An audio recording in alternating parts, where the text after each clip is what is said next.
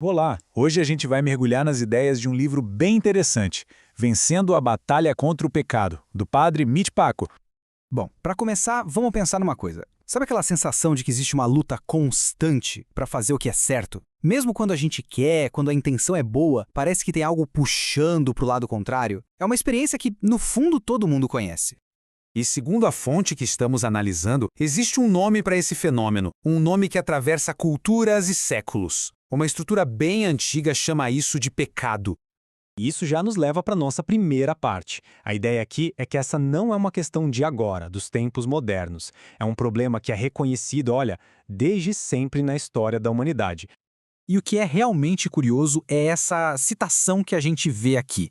Ela vem lá da antiga Suméria. Isso mostra que mesmo culturas muito antigas, bem distantes da tradição bíblica, já enxergavam essa luta interna como uma parte fundamental da nossa condição humana.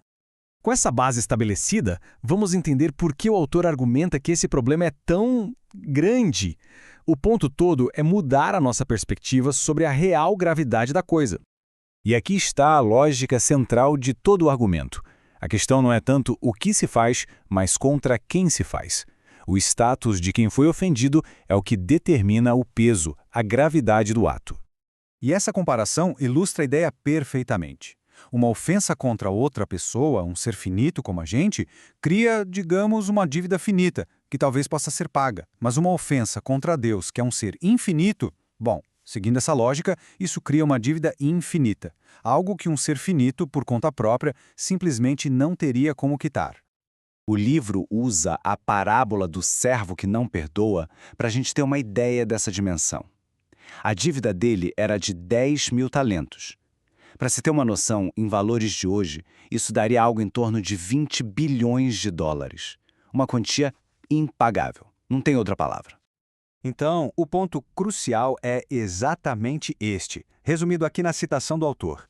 A dívida criada pelo pecado contra um ser infinito está totalmente além da nossa capacidade de pagamento.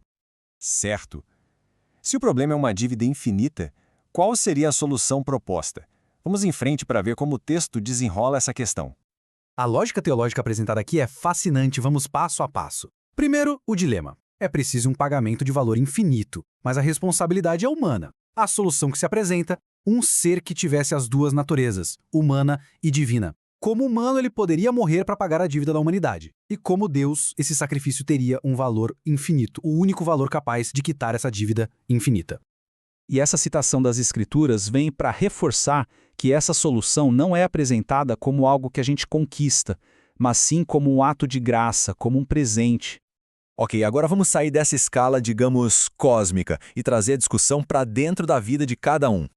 Puxa, essa citação de São Paulo é de uma honestidade brutal, não é? Ela captura com perfeição aquele conflito interno que o livro quer discutir. Aquela sensação de ser puxado para direções opostas ao mesmo tempo. E aqui a fonte define bem essas duas forças que estão em conflito. De um lado, o que se chama de carne, que seria a nossa natureza mais inclinada ao egoísmo, é descrita como uma forma de escravidão que leva a resultados negativos. Do outro lado, o espírito, que representa uma vida guiada por Deus, é apresentado como liberdade, gerando frutos positivos. A luta interna, então, vira uma escolha entre esses dois caminhos, esses dois mestres. Para ilustrar como essa escolha funciona, o livro usa aquela analogia clássica do oleiro e do barro. A ideia é que, usando o livre-arbítrio, a pessoa pode escolher se entregar, se permitir ser moldada por esse processo de transformação de Deus. E o ponto final é esse. A responsabilidade da escolha é de cada um. O texto deixa muito claro que todo mundo tem a liberdade de decidir qual caminho vai seguir. Isso tudo nos deixa com essa pergunta. Uma pergunta forte do livro de Deuteronômio, que na verdade resume a escolha central apresentada aqui. Fica aí uma reflexão sobre essa decisão fundamental, que segundo a fonte, todos nós enfrentamos.